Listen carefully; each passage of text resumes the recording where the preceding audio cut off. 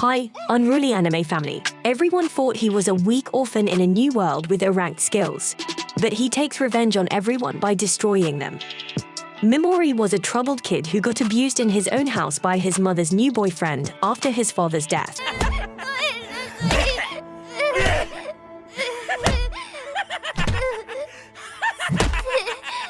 The poor kid got beaten up every day while getting barely anything to eat as he cowered in the corner, covering himself, while his horrible mother watched the television, ignoring his cry of pain. He ended up growing up to be a lonely kid who was weak and didn't have any confidence.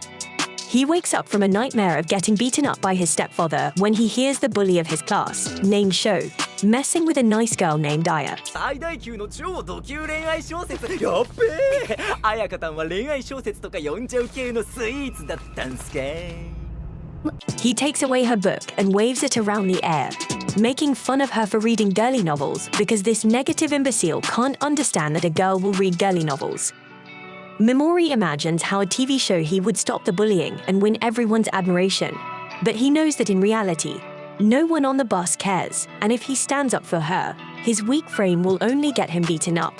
The most popular student support Sho, while the others laugh along to avoid being targeted. The teacher is uselessly asleep as Sho relentlessly demands the girl's phone number. Before he realizes it, Mimori stands up, looking Sho in the eye, and tells him to leave Aya alone. Sho laughs, calling him a simp and weak, when suddenly Kiri, the most popular guy in class, tells Sho to give the book back. Sho obeys and returns the book to the girl, then moves on to bully another nerd, Yasu. 普段空気の三森パイセンが身の丈以上の頑張りイベントを起こしてんのに西か Mimori questions why he stood up for Aya, an unusual act for him. But before he can dwell on it, everyone on the bus is transported to a different world. They are all utterly bewildered as they stand in a completely unknown place, while a hot god stands atop a bridge and introduces herself as the goddess Vices. 邪悪を打ち払う我らが希望。ようこそ異界の勇者たちよ。 She explains that every time the threat of a demon king appears, the kingdom of aliens summons brave warriors from a different world to defend their kingdom. 200 years ago, the demon king almost demolished their entire kingdom. But thanks to some heroes, the demon king was soundly defeated and the entire demon army was destroyed. Unfortunately, the demon king has been resurrected, which is why they have all been teleported to this world to fight as the new heroes who will put an end to the demon king. The students are utterly confused, as they wonder whether they are dead or if this is some kind of prank. Their teacher tells them to stay quiet and instructs them to hear what the goddess has to say. 夢だよ夢全然意味わかんないんだけど。てかバスにいたよね。死んだの私たち。ドッキリとかでしょ。てかスマホ電源入んないんだ。 Mimori looks at the old architecture, the soldiers wearing armor and holding spears, and the goddess with the golden eyes before pinching himself to check if he is dreaming. Kiri ends up speaking and asking the goddess what will happen if they don't cooperate with her, to which the goddess smiles and claims that she won't be able to send them back to their world. Kyrie asks whether there really is a way to go back, and Vizay replies that there is a reverse summoning ritual that can send them back. But to get that, they will have to kill the Demon King, as they will require a special part called the Evil Element, which will only drop if he dies. Sho screams at her for calling them to a new world without giving them a choice and refuses to help. But Vices goes down on one knee and begs them to help save her kingdom from destruction. Aya speaks up and tells the goddess that they are just humans who can't really do anything. But Vices promises that they have abilities that they have no idea about. Sho still thinks that all of this is a joke, so Vices decides to prove it and calls forth a prisoner of war and a giant demon dog. She lets the giant demon dog loose, and it immediately lunges at the prisoner before killing him.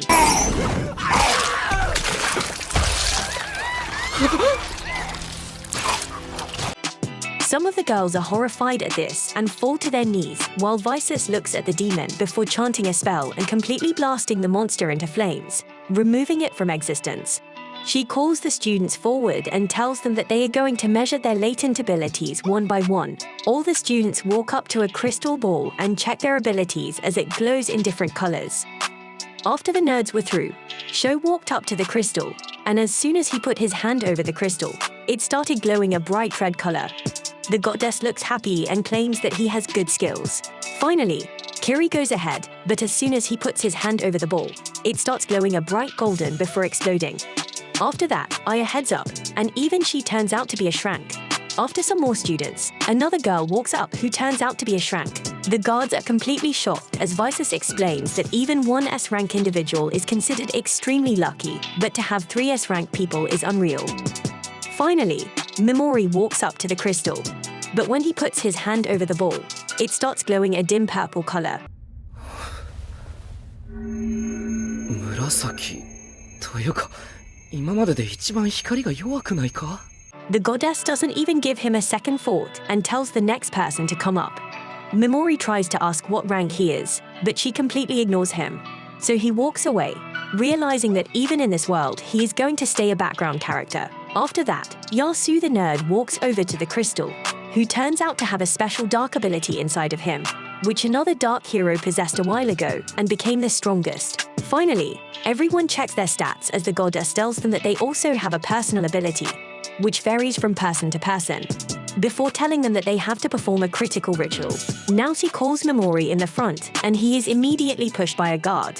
She sends him below in a dark pit and claims that Mimori is E-ranked, which is the lowest in the entire class. Historically, the E-rank people have caused a lot of trouble, so they are usually killed. But since this time they got so many amazing heroes, she will give the E-rank person a chance to save his life, and he will be sent to the abandoned ruins, which is a dungeon far away where criminals and monsters are sent. She tells him that if he manages to survive, they will leave him alone and he will get the right to live. Otherwise, he can kiss his life goodbye. Mimori tries to argue, claiming that he can get better, but the goddess replies that he falls into the category of failure frame, which means that his stats are so low that even after training his ass off, he cannot get better. He gets pissed off and tells the goddess that he never chose to come here. He was summoned against his will and is now being disposed of. But Kiri cuts him off and tells him that he is wasting everyone's time as the girls are already tired. While everyone agreed with him, Mimori fell to the ground, defeated. When Yasu walks up to him, Mimori remembers the time when he helped Yasua after he got bullied. But Yasu rejects him and tells him that an E-ranker should talk with more respect to their superiors. Mimori loses all hope as the goddess commences the ritual and throws a leather bag as his special item, 付与されます。その珍家な革袋があなたのユニークアイテム。 which is completely useless. Aya tries to defend Mimori by saying that this is wrong, frustrated beyond belief. He raises his arm and uses the paralyzed spell at the goddess, who easily manages to block it before calling Mimori a loser for even trying to hit her with his E-ranked skills. Kiri also tries his spell, which creates a huge fireball, as he claims that he was just checking by letting a small amount of mana into the spell. Everyone laughs at the power difference between a loser like Mimori and themselves, while Mimori simply puts his head down as tears fall down his cheeks. He remembers how his younger self used to cry when suddenly his soul told him to stop acting like a good person and show them the true nature of your heart, the nature that you have been trying to repress for so long.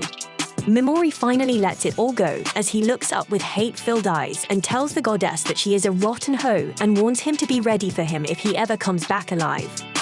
He immediately gets transported into a dark cave, where he tries to open his status but fails because of the low light. He pours some mana into the leather bag, and the gem starts glowing, which he uses as a lantern. As he moves through the cave, suddenly he realizes that he has been walking on skeletons, which scares him. He wonders what could have killed all these people when a monster tries to attack him, which he barely dodges and starts running away.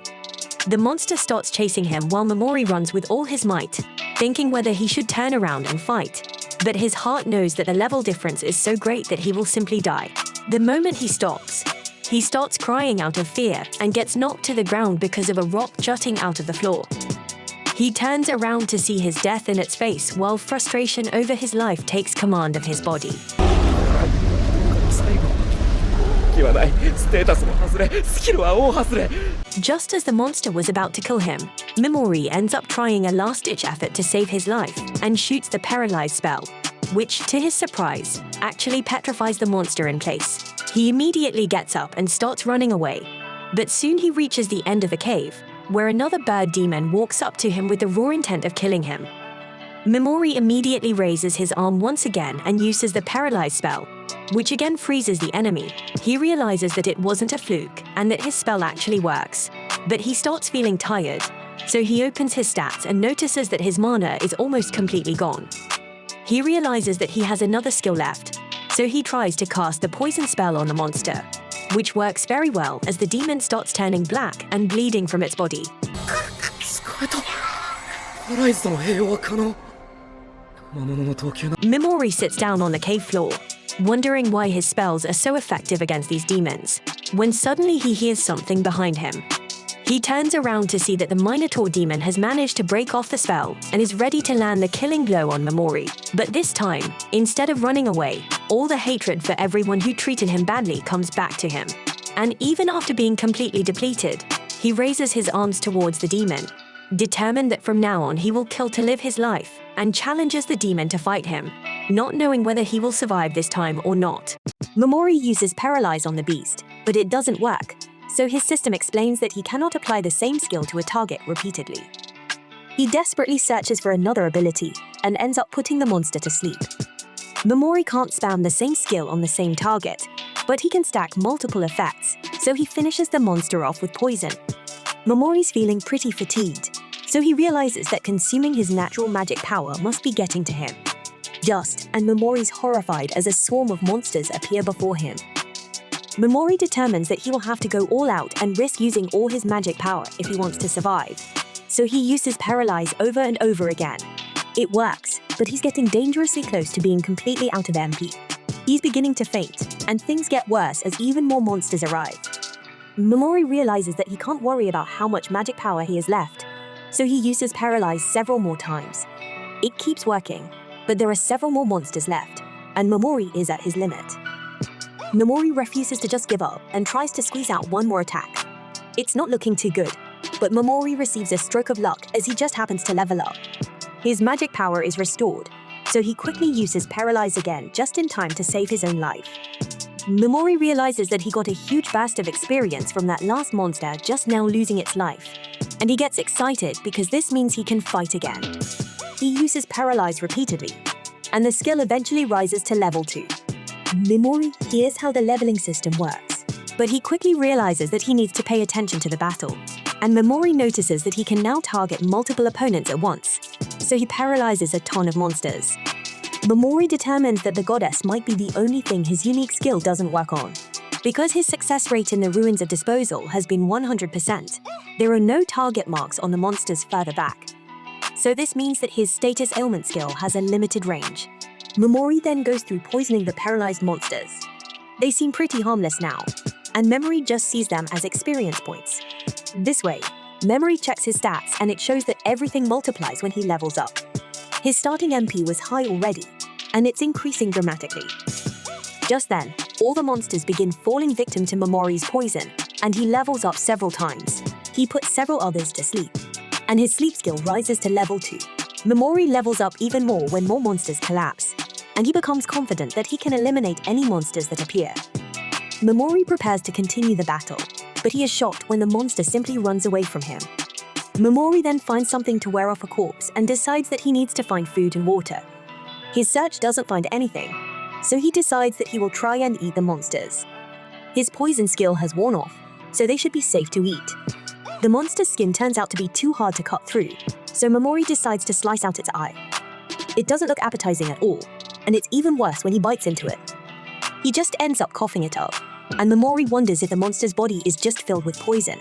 Things are getting pretty bad, and Memory determines that this place really is made to end the lives of anyone thrown into it. Memory is starving, but he notices that the light on his bag has changed color. It's heavier than usual, and Mimori is shocked when he finds soda and some jerky inside of it. Soda has never tasted so good, and Mimori digs into the food as well. He doesn't know how his bag works, and he doesn't know if it will produce food again, but he's grateful that it happened. A while later, we see that Mimori has just finished taking on a giant army of monsters. They are paralyzed, and now he's just waiting for his poison to take effect. Mimori sits atop a giant dragon and determines that it will be any second now. Just then, the army of monsters starts to collapse, and Mimori begins leveling up even more. He acknowledges just how gruesome the sight is and begins to tear up. Just Mimori has a memory from his childhood where he dreamed about getting revenge. Mimori knew that he would have to eliminate his father before he eliminated him. Luckily for Mimori, his aunt and uncle eventually took him in, and they gave him some normalcy with the warmth of family. They taught him kindness and empathy, and Mimori thought that he had managed to become like them. However, Mimori feels nothing now, and he's not even shaking in terror over taking so many lives. Mimori's starting to scare himself, but he decides to just accept who he is now. Mimori buries his old self and leaves it behind, as he now accepts his new self. Mimori then easily wrecks an eye monster, and he pours magic into a gem next to a mysterious door. The door opens and he finds that 2 people have taken their lives inside the room. Mimori is shocked when he finds all the gems they had on them, and he assumes that he might need them. When he returns to the surface, Mimori apologizes to the pair for taking their gems, and he goes to explore the other rooms. After checking a couple hundred of them, Mimori finds a room that is taking a lot more of his magic power than the others. When he gets inside the room, he finds another corpse, and this one left a letter. This person's name was Anglin, and he was known as the Hero of Darkness. Mimori remembers that the goddess brought this guy up as the strongest of all heroes. His letter reveals that the goddess Vicious sent them there by force. He was no longer needed, and they just considered him an eyesore. He suspected that he would perish soon in this prison, so he left something behind in case anyone ever found him. Mimori curses the goddess because she said the demon empire was evil, but she is much worse. Mimori doesn't think he's much different, because he just wants revenge and doesn't care about saving the world. Mimori finds what the dark hero left behind, and it's a book on the forbidden arts. It's filled with recipes for magical items and weapons. Mimori also finds a scroll of forbidden magic, but he can't read the writing. The famous mage went through the effort to hide it, so Mimori determines that it must be a powerful spell. If he can decipher it, then it might be an ace in the hole against the goddess chest. And Mimori is shocked as one bloody page warns about the Soul Eater. It's the being that took everyone's life in the ruins. Mimori continues exploring and finds a door that seems like it won't open without something being put inside a locking mechanism. Mimori determines that it's the exit to the surface, but this also makes him realize that the Soul Leader must be nearby. It must be pretty dangerous, as even the great hero couldn't defeat it. Mimori has raised his level as much as he could up until now, and he just hopes that he can defeat it with this skill. Nearby, he finds a face and determines that the orb in its head must be what he needs to open the final door. This face is clearly the Soul Leader, as he can't even move near it without it shooting him. The Soul Leader doesn't leave any openings, but he needs the orb off its head to escape, so Mimori will have to risk his life to get it. Mimori has to speak his skill name to activate his inflict status ailment, and it has to be loud enough too. There is no time to think as the Soul Leader begins moving on its own. This monster is what repelled the strongest hero, and it's the reason for the 0 survival rate in the ruins. This beast definitely rules the ruins, which means that this will be Mimori's final fight for his life in the ruins of disposal. Outside, we see that someone has appeared to wait by the ruins. Inside, Mimori is surprised that the Soul Leader isn't going after him, and it starts puking something out. This substance turns into disgusting monsters, and Mimori realizes that the Soul Leader is showing him how its victims looked just before losing their lives. The Soul Leader clearly wants to see how he reacts, and Mimori determines that this is how it entertains itself. Just and the Soul Leader reveal themselves to Mimori with a loud scream, and Mimori must paralyze the goo monsters. Mimori must poison them next, but he can't do it because they remind him of the people who lost their lives. Mimori declares that he's nothing like this monster because he could never use human souls as toys. He can't use his poison on things that look like humans, and Mimori declares that he is still a human himself. The Soul Leader seems amused by how much it tortures him, so it creates more of the creatures. Mimori tells them to stay back, and he can tell that the Soul Leader is really enjoying his despair.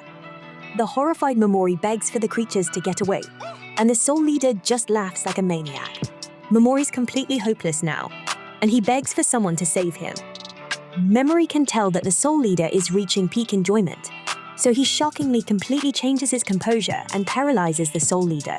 Mimori explains that he could tell that it was the best moment of the Soul Leader's life. It had found its ultimate prey that it could torture for max enjoyment. However, this meant that it let its guard down, and it wasn't able to notice that Mimori never once lowered his left arm. The beast collapses from paralysis, and Mimori explains the one fatal flaw possessed by those who are arrogant in their strength. The moment they convince themselves that victory is inevitable is the same moment they give rise to their greatest foe. and that is overconfidence. Mimori's paralyzed skill rises to level 3, and he reveals that he was just acting the entire time. He then explains that, after being taken in by his aunt and uncle, he tried his best to become harmless. Mimori tried to become normal, and he tried to become kind. He even managed to fool himself and ultimately forget who he really was. However, the kind background character that he became clearly still had a lot of hostility deep down. Mimori poisons the soul monsters and explains that he felt nothing towards them when the beast created them. He's just meeting bloodlust and ending their lives. Mimori had the lowest stats to ever enter the dungeon, but he's grateful for it because it means that he was underestimated, and it is what allowed him to survive. As the soul leader rises in pain, Mimori mocks it for losing to a weak human that was sent to the dungeon to be disposed of.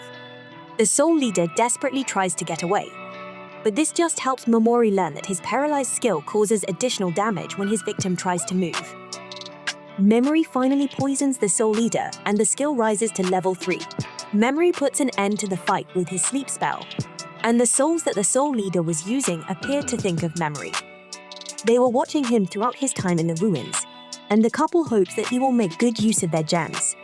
Most importantly, they thank him for defeating the soul leader. The dark hero is there as well, and he tells Memory to get revenge on the goddess. Mimori knows that he isn't obligated to, but he wants revenge against the goddess for himself. Mimori takes the orb from the soul leader and uses it to open the exit door, so he says goodbye to the ruins.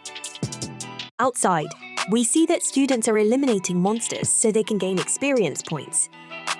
Oyamada chases a wolf, and Kiriharu is pleased with his progress as he reaches level 18. The once quiet kid now watches a monster screaming agony, and Yasu laughs like a maniac. Some girl named Asagi intimidates another girl and expresses concerns that their class is probably going to fall apart soon. They have a lot of big egos, and being assigned classes hasn't helped. Asagi is worried that the students will start to split into factions, so she wants the timid girl in her group. This girl is only a D rank, so there's no way she will make it into Kiriharu's group, and Asagi predicts that Ayaka will live long enough to form her own group. The timid girl's name is Kobato, and Asagi tells her that she will soon find herself not fitting in anywhere if she doesn't join Asagi's group.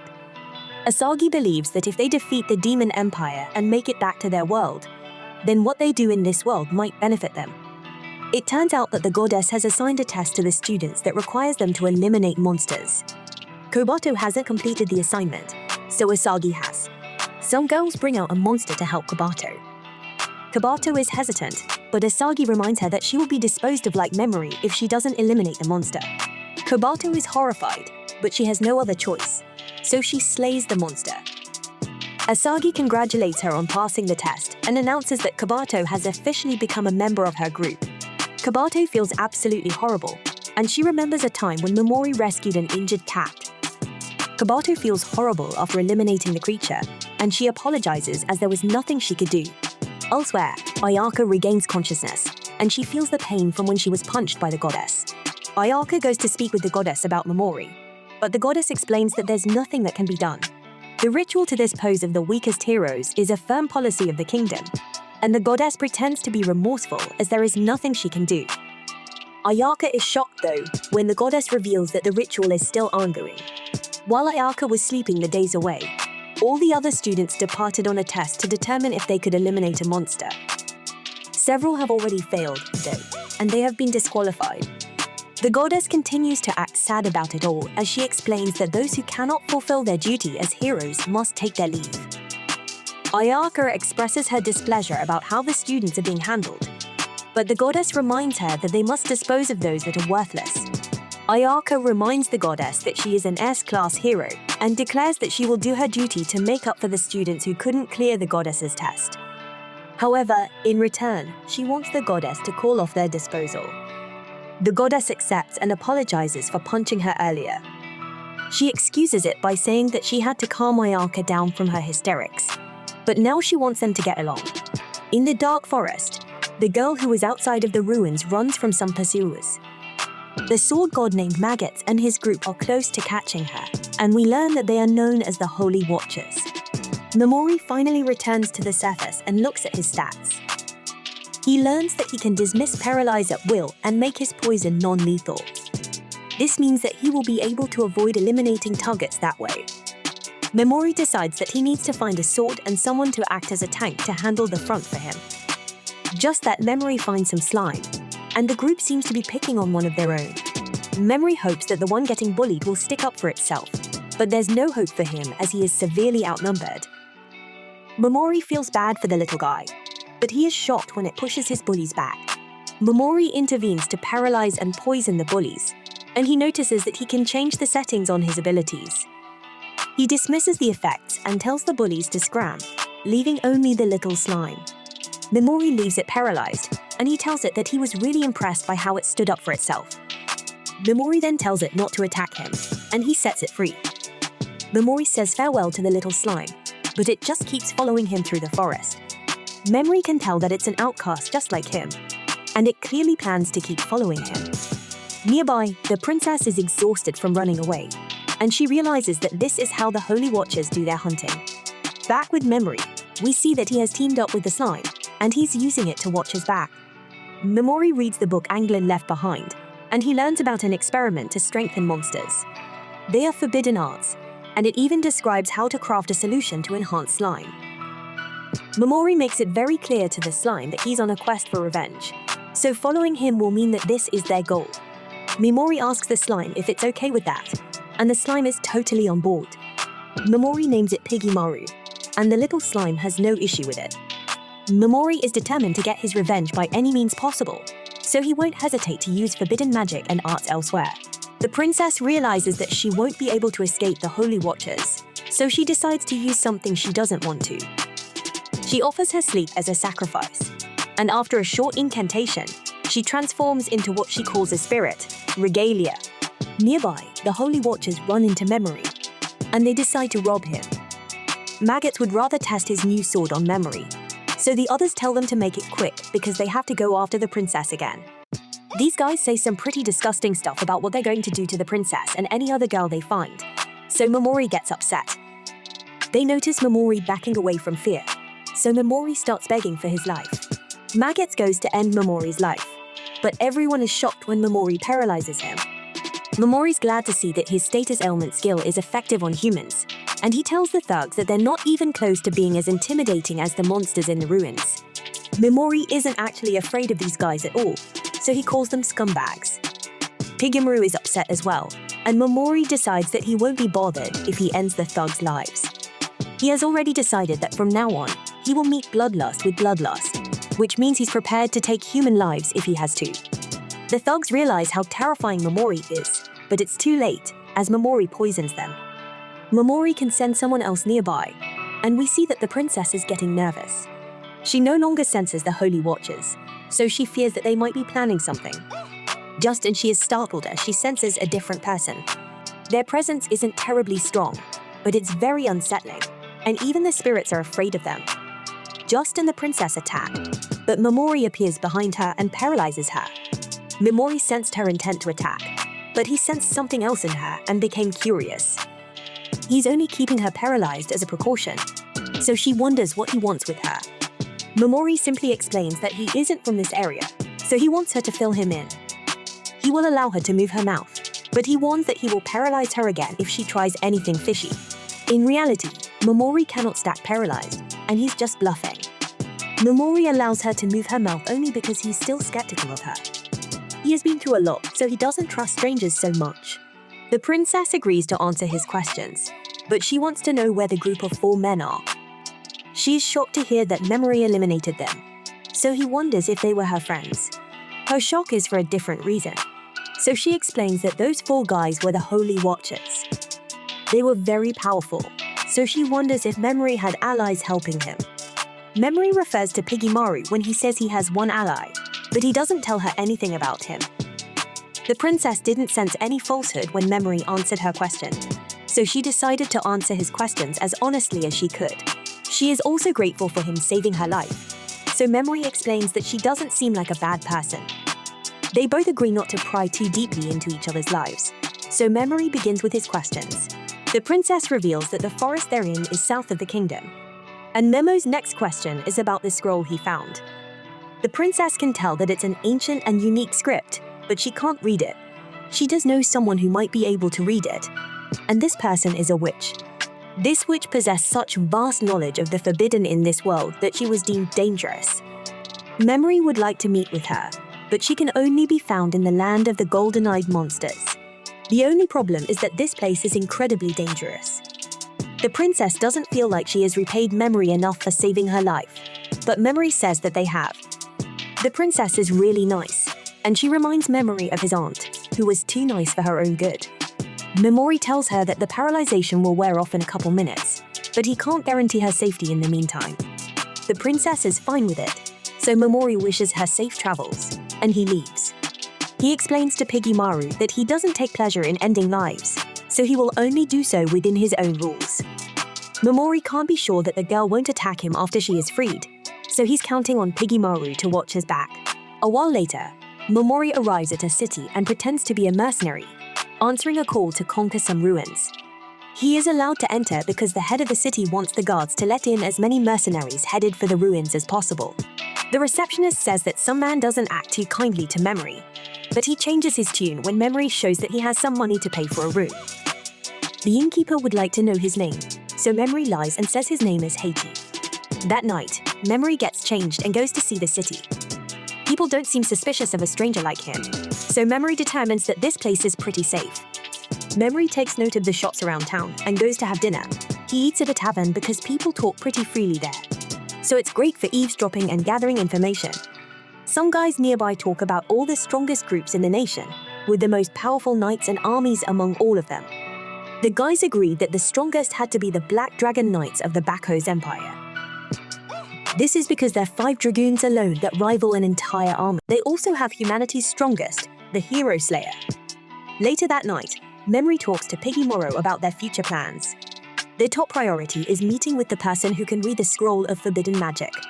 This means finding the Witch of Taboos, who is hiding in the land of the golden-eyed monsters. Something Mimori would like to do first, though, is use monster enhancement to improve Piggymaru's abilities. Just that Mimori remembers hearing that a new floor was just found in the mill's ruins, and that is why so many mercenaries have come to the city. Luckily for Mimori, the ingredient needed for monster enhancement comes from the Skeleton King, which resides in the mill's ruins. The next day, the city's leader instructs the mercenaries to explore the new floor of the ruins. He declares that whoever obtains the Dragon Eye Chalice inside the ruins will be awarded 300 gold pieces. They will be paid handsomely for any other treasures, and they can keep any materials they find as well. This is great news for Mimori because he will be able to keep the bone powder from the Skeleton King. The mercenaries are instructed to form lines, and Mimori notices some weird guy bothering a girl. The guy kind of recognizes her voice and wonders if she's the paladin captain of a certain nation. People around her begin to whisper as they begin to think that she's the former knight captain who now has a bounty on her head. The weird guy recalls a time when the knight captain rejected him, but the girl doesn't recall ever meeting him. The guy recognizes her rude treatment as well, and her face is burned into his memory. He plans to expose her by revealing her ears. The knight captain is a high elf, which is pretty rare in this area, so if her ears are pointy, then it's definitely her. This guy announces that his name is Joe Getty, and he removes the girl's hood. He wants praise for catching the captain, who has been on the run, but he is shocked when the girl's ears are normal. The girl reveals that her name is Misty, and the guy is mistaken. The guy says that he has a serious grudge against beautiful women anyway, and he will make her pay for embarrassing him. Afterwards, Mimori runs into the girl.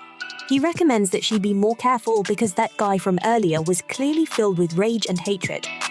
Misty is used to it, and she prefers for people to dislike her rather than try to get close to her.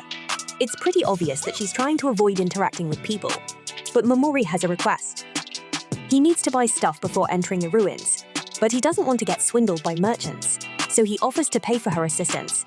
Luckily for Mimori, Misty's in need of some cash, so she agrees to help him. They formally introduce themselves, but Mimori can tell that she's using an alias. It's pretty obvious that they both have secrets, so they agree not to share their real names for now. Misty helps him do some shopping, so Mimori pays her 3 silver coins. Misty collapses and she explains that she hasn't slept well for the past 3 days. She says it's nothing as she leaves, and Mimori decides that it's time to start conquering the ruins of Mills. The second he enters the ruins, he hears some people screaming for their lives. They are being chased by a monster, so Mimori paralyzes and poisons it. He's able to cut right through this smaller version of the monster he fought before. So what he realizes is that the monsters in the ruins of disposal were exceptionally tough.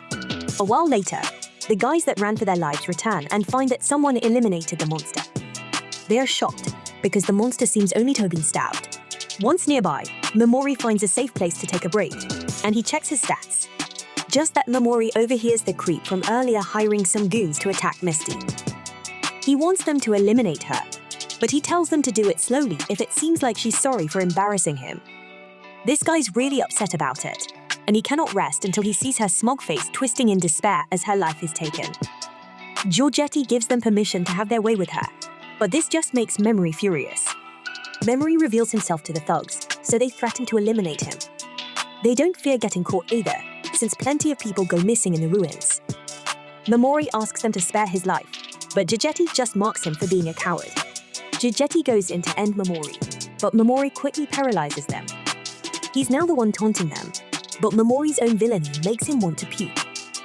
He then poisons them and thinks about how eliminating scum like them is oddly satisfying. Giorgetti vows to make Mimori pay, but Mimori points out that that is why he's eliminating them right now.